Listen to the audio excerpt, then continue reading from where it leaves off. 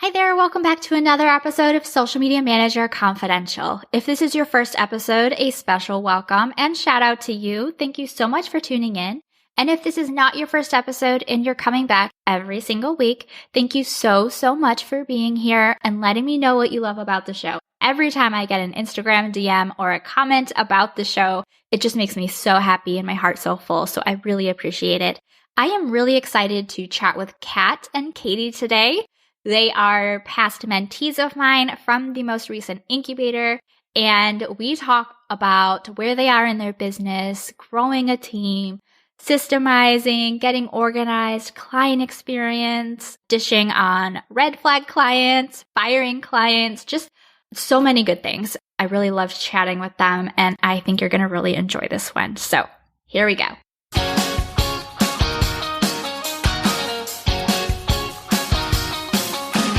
Social media management is notorious for being high pressure, competitive, and changing literally every day, which is why it isn't surprising that most social media managers get burned out within the first 2 years. So how do you keep going? How do you stay up with the latest updates, protect your mental health, and build a successful social media management business that supports your lifestyle goals? Whether that's working from home with your kiddos or jet setting around the world, that's what this show is all about. Welcome to Social Media Manager Confidential. I'm Shantae Gorman, founder of a 6-figure social media management agency and mentor to social media managers. And I'm here to dish on the ins and outs of the social media management world without any of the gatekeeping that can come along with it. You'll learn, you'll laugh, and you'll leave each episode inspired. Let's dive into today's episode.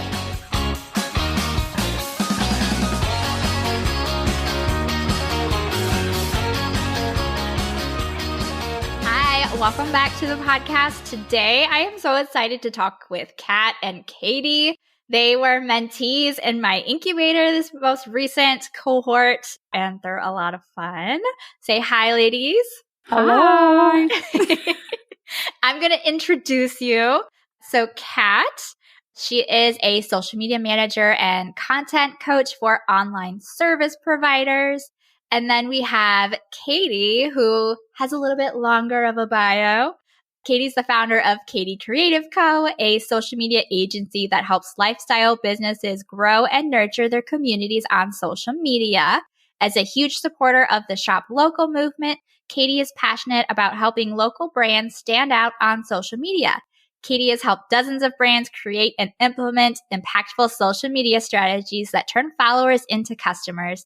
She is also the co-host of the Check Your Aesthetic, a podcast that helps self-starting female creatives build their dream careers and businesses. Did you have something to say, Kat? Well, I am the CEO of KV Marketing. I do help online coaches with content, and that's kind of my niche when it comes to content coaching. And yeah, that's all for now. Okay.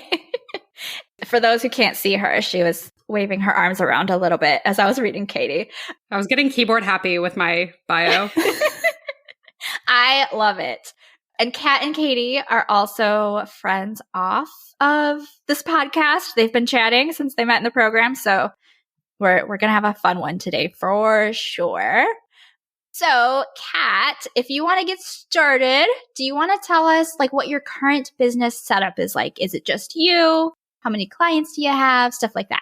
Okay, so my current setup is just myself for now. I am a kind of in an in-between space where I am at the max capacity that I can take for clients, sitting at 5, not full-time, but 5 like bigger clients and then 2 smaller clients, and my own social media, which I'm really trying hard to keep scheduling stuff for my own social media. So about 7 clients right now by myself. And I am just at the point where I know that I need to hire out, whether it be some help with scheduling or the stuff that I just don't want to do. That's kind of where I'm sitting. I have everything optimized and I have my systems in place, but I'm just now looking for that little extra help. So that's the next step in my business. That's exciting. That's a big step. It's a scary step and a big step, but it's an exciting step. Mm-hmm. Katie, do you want to tell us about your business? For sure. So Kat and I are kind of in similar spots, which is, I believe, why we're both here together today. But I'm sort of, like I said, in a similar position where I'm at my max capacity, working on kind of building a wait list. I know we all know that personally, I think wait lists are daunting because I'm always, and I talked about this in the incubator, I'm always afraid people are just going to be like, I don't want to be on your wait list anymore. And I'm like, oh no, well, I told somebody else, like, no, because you're on my wait list. Anyway, but I am just me for now. I have about 6 clients, one of which is a pretty big client.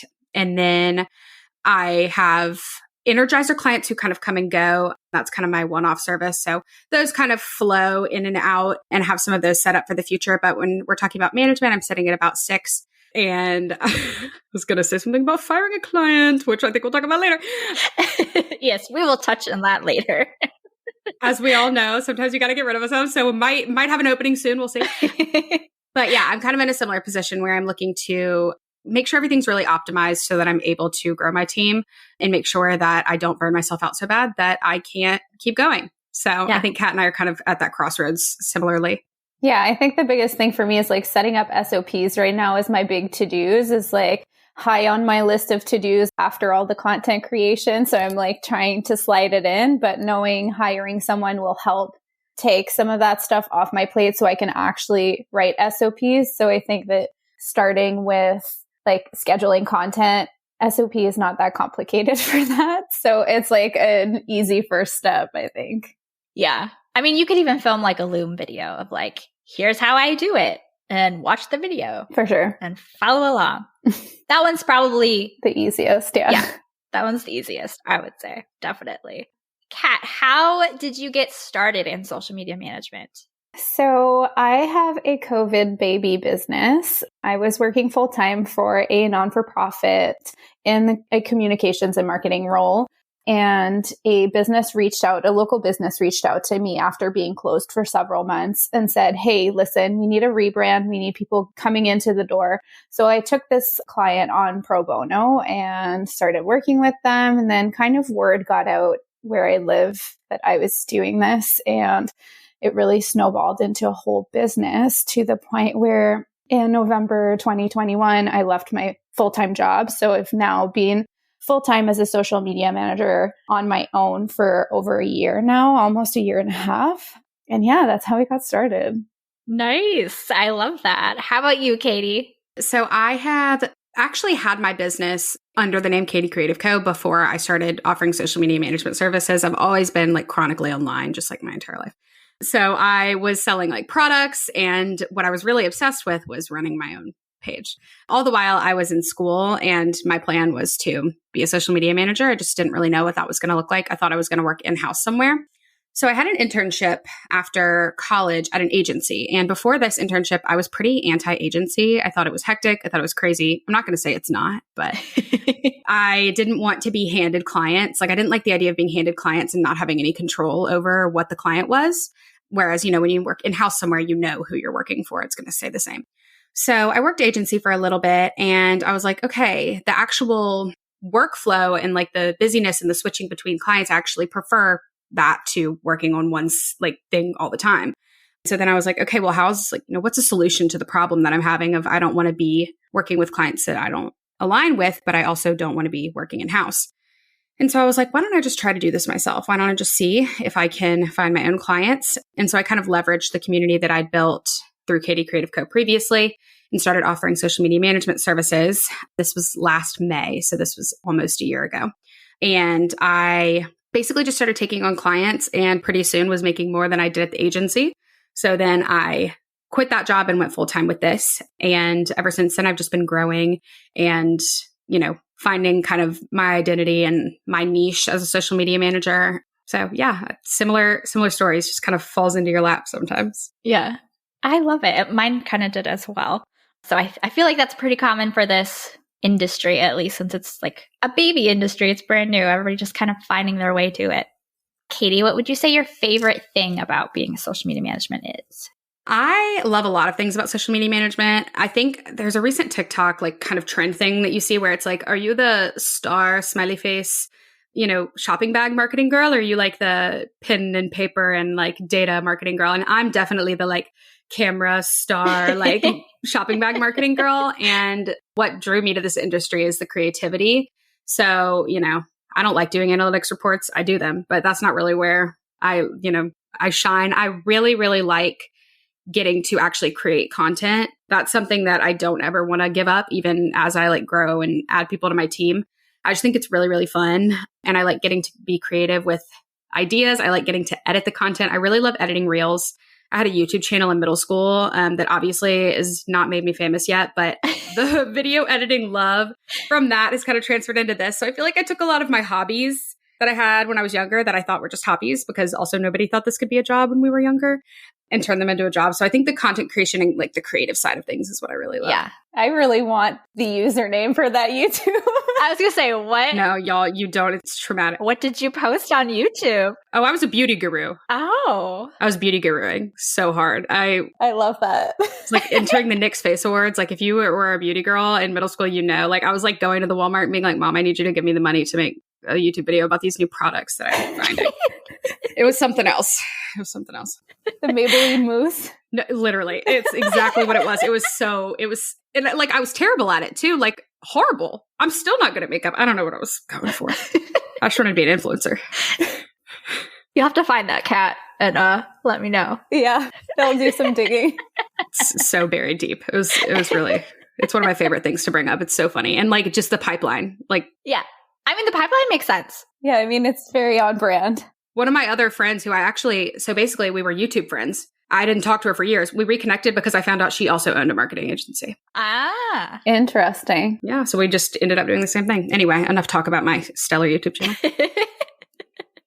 All right. Now we're going to dive into your least favorite thing. And I think this is where we can kind of bring in red flag clients and firing them.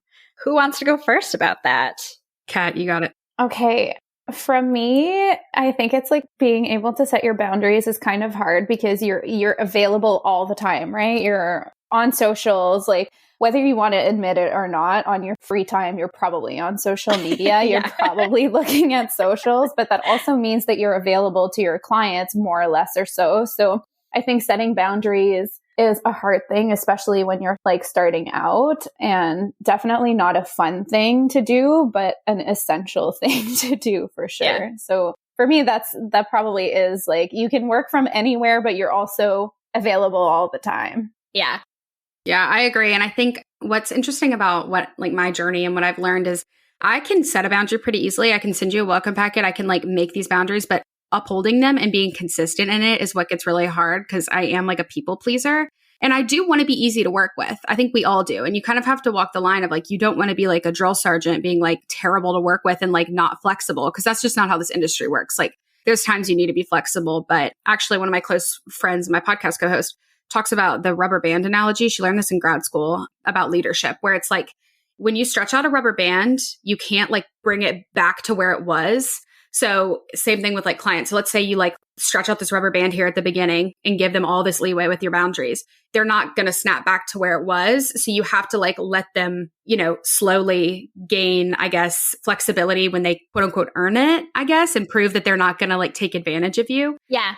So I think that that's one of the hardest things for me is just finding ways to uphold boundaries. And it really is, a lot of it's just interpersonal relationships, because the way you're talking to one client, you can't talk to another client the exact same way because it won't work. So it's not just like having these scripts of like, this is what I'm going to say if this happens. That might work for some people or most people, but it won't work for everybody. So you kind of have to be able to tailor it to whoever you're talking to. Yeah. Yeah. And you have to be able to be like really, really confident in yourself to be able to get on a call and like go with the flow. Because you can't just write something. I was saying before this, I'm writing a script of, basically fire a client. The script is only going to take me so far, because what if this client says this, or what if this client says that? You should never know. Yeah. And it's the upkeeping, like you said, is kind of what I was saying. I sent you guys a DM earlier saying, hey, like I had a client that agreed to 3 posts a month, and now all of a sudden we're posting 7 posts, and it's kind of like gradually added on. And at first it was like, okay, I'll do 2 reels and I'll write the captions. You just schedule it, which is fine.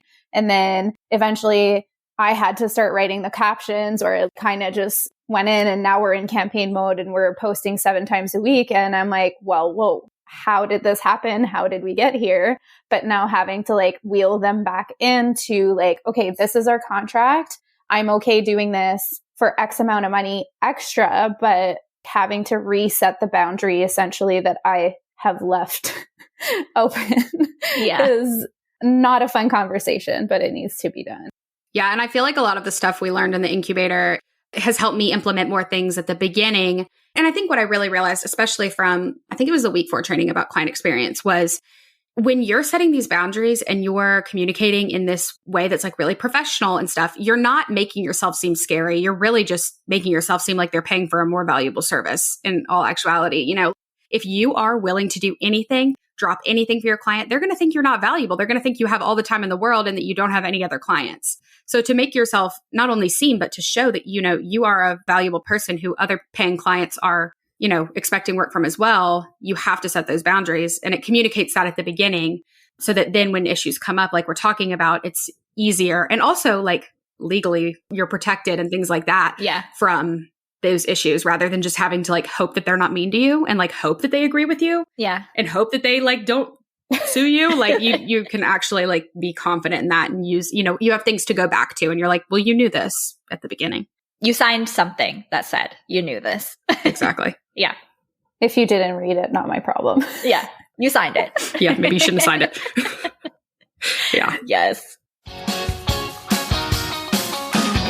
We're going to take a really quick break from today's episode so that I can tell you exactly how to stop wondering where your next social media management client is, because you can just use my list of the 35 best places to get more social media management clients instead. Get the free guide delivered straight to your inbox by going to my website. I'll link it in the show notes for you. Now, back to today's episode.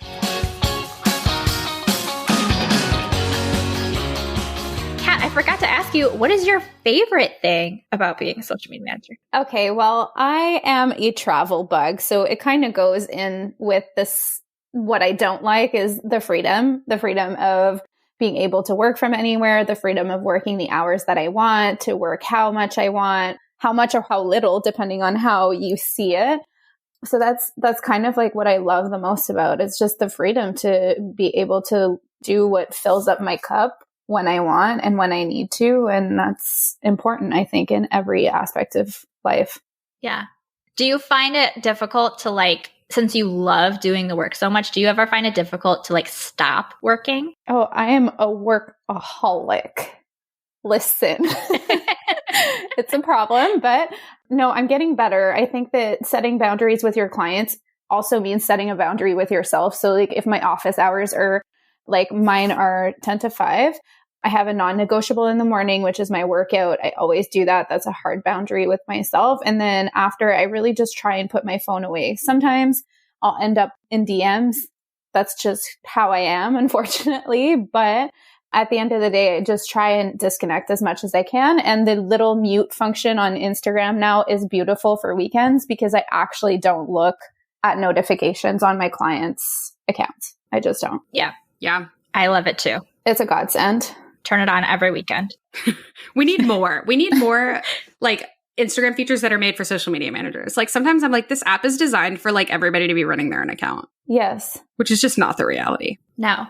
And Masiri knows it because he's addressed social media managers before. I'm like, why can I only log into 6 accounts? I have to carry my iPad around with me everywhere so I can like have all my notifications. I know. It's the worst. For the longest time in Canada, it was like 4. And I was like, what am I supposed to do with this? And then I think like a year and a half ago, they changed it. And I was like, thank the Lord. But even then, I'm like, sometimes like I have one-off clients that I do work for. And then I have to like log out of some accounts, log on, or like use the... And then the 2-factor authentication. Yeah. Yeah. Do not get me started on that. Do not get me started on that. I'm like, oh, hey, you got a code. 3 hours later, they're like, here's the code. I'm like, I'm not in there anymore. I need another code. I'm so sorry. It's a nightmare. It's a nightmare. Yes. That is one of the things about getting a new client, I would say, that I don't like is like figuring out access, like timing. I do all of that now on my like consult calls. Yeah. Cause like, let's get it out of the way. You're on the phone with me. I know that you have to look at it and we like, you can't give it to me now. Yeah. You can't ignore me. Yeah. Agreed. That makes sense. And that's actually what my podcast manager did. So she's in Australia. She was like, I'm going to have to authenticate it. Let's just do it when we're on the call together. And it worked really well. The issue that I run into is like when I need to get my team logged in, I am at least logged in so I can, approve the login request. But if there's like a text code or stuff like that, there's still coordination that has to happen. So yeah, well, we'll figure it out. Is there anything you wish someone had told you before you got started, Katie? Oh, there's so many things. I think like this is going off another thing that's just been difficult for me in general is taking things really personally because I'm the one person running this business. So when you were saying like, you unplug, whatever, I'm really great at unplugging until I get a text, especially if it's a text that's constructive or non-constructive criticism. So if I get a text that's like something's wrong or like you've done something wrong, I immediately go into panic mode. And I feel like I need to handle it right then, no matter where I am, no matter what I'm doing.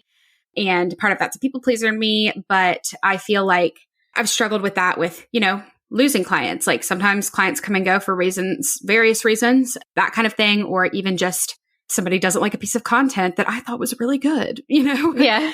And so I think tying your personal value into your business is really common and it's hard to avoid when you're the one single person running your business because you can't just be like, oh, the whole team tried our best, like whatever.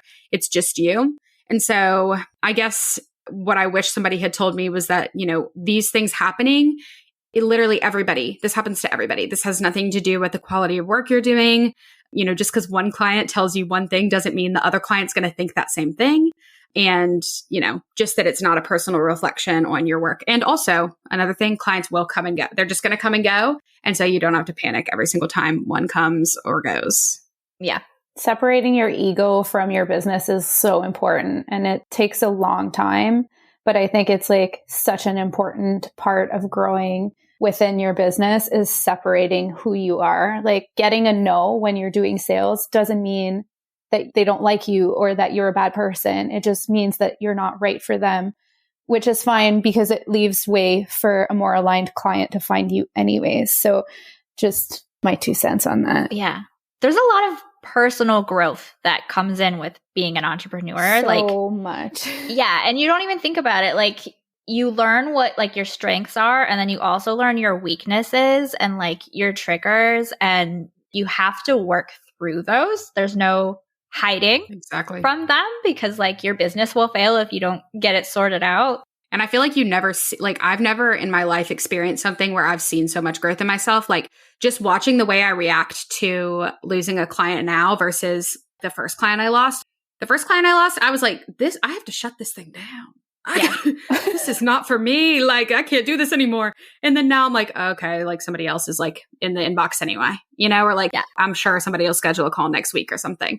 And we talked about this in the incubator too, but like, it's like this energy opening, which is kind of woo-woo, but I've felt it. I know a lot of other people have too, but it is an ego thing. And it's hard because like I said, it's just you. So there's nothing else you can blame it on other than like your abilities and your personality and your ability to, do these different things. But when you really think about it, nobody knows how to do everything when they start. Yeah. I think after a while too, you just start having faith in the universe. It sounds super woo-woo, like you said, and that's what we were talking about in the incubator. But as time goes on, you see that like there is a reason behind everything, and losing a client just makes room for a new client that's more aligned or whatever it might be. You just have to kind of realize that everything's going to be okay, and you just need to keep going.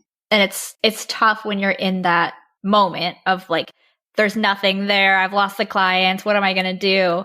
And it's tough, like trusting. Yeah. I've been talking a lot with one of a coach that I know, and talking about like how it gets easier as you go along because you have the opportunity to say no, but it's harder at the beginning because saying no is much harder because maybe you need that income, or you don't necessarily have the freedom to always say no, or you don't feel like you do anyways.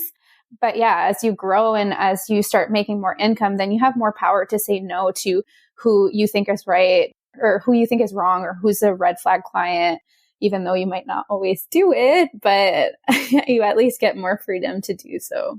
Yeah. So can you share with us just a little bit about why you joined the incubator and what you got out of it the most, Katie? I think when I joined, I was kind of at a point where it felt at the time, and this might have been a minute of drama, but it felt kind of like I got to either figure this out kind of thing, or like I have to stop.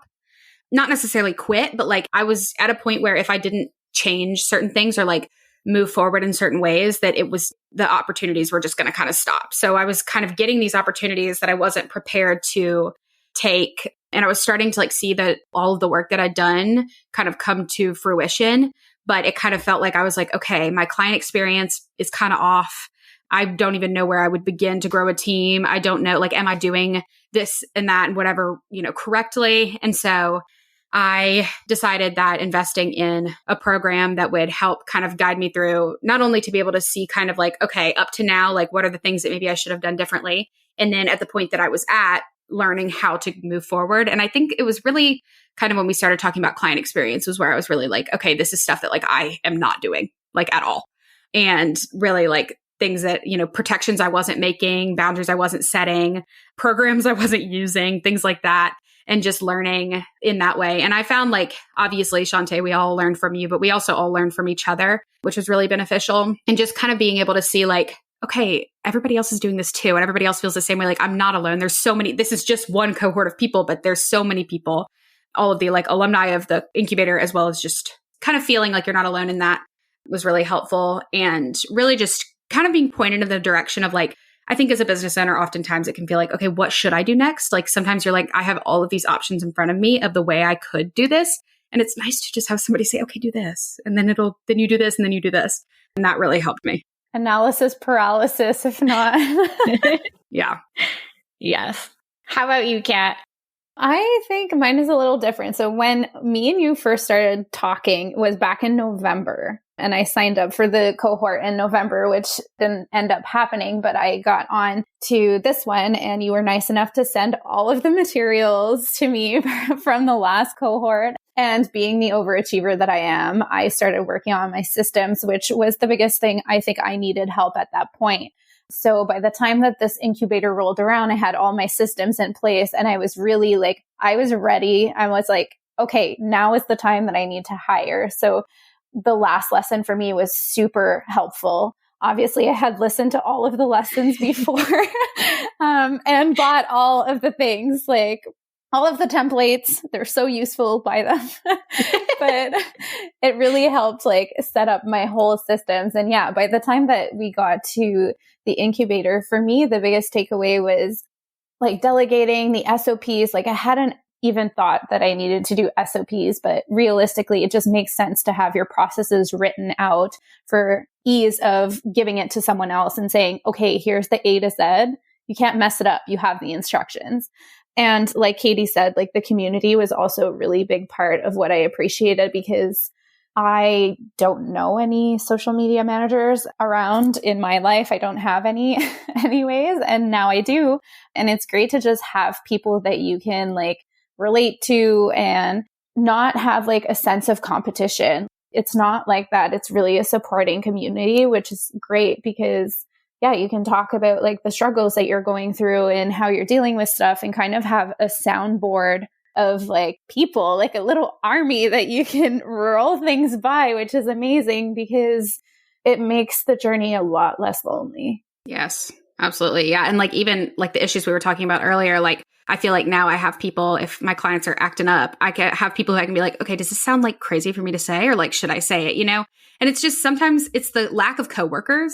A lot of us, like Kat and I are doing this solo. I'm sure a lot of people listening are the only one who works in their business. And sometimes it's just like, I need at least one person to check me. I've been talking to myself all day long. Like, so it's like having those people that understand and aren't just being like, oh, like my boyfriend listening and being like, okay, I don't have Instagram. Yeah, that's exactly what I was going to go say. Like my boyfriend literally doesn't have Instagram. And he's listening. He's like, that sounds great. I'm like, okay.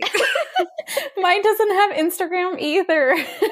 I think it's like meant to be like social media manager dating a boy who's like never been on Instagram. Yeah. My husband didn't have Instagram for the longest. And then he finally got one because he was like, I'm going to follow you. I'll like all your stuff. I'll support you. And like now when he's on it, he's just sending me cat reels and he's shopping for tools because he gets all these ads for tools. So it's become very expensive.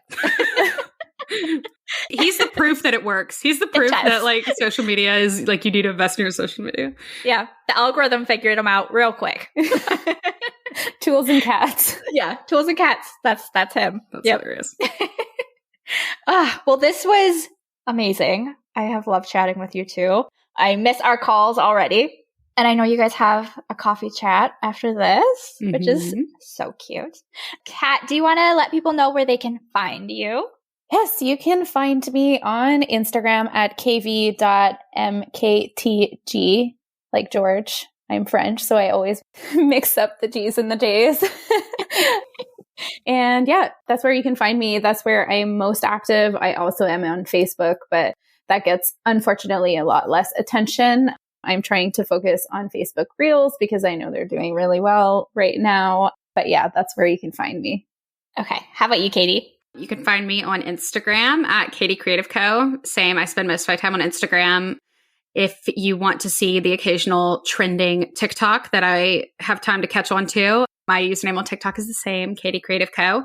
And then, yeah, y'all shoot me a DM if you want to connect. I always love connecting with more social media managers. Yes, definitely do that. And I will link all of your accounts in the show notes so it's quick and easy to find. Thank you both for coming on. This was amazing. Thanks for having us. Thank you. Absolutely. My cheeks hurt from laughing so much. I know. I haven't stopped smiling. My face is like red because of how much I've been smiling. All right. Thanks, ladies. Thank you. Bye. Make sure you give both of these ladies a follow. Connect with them over on Instagram. I'm sure they would love to chat with you. They are linked in the show notes for you. And if you have any friends who are struggling with social media management, becoming one, getting clients, scaling, just feeling alone, share the link to this episode with them and help them out.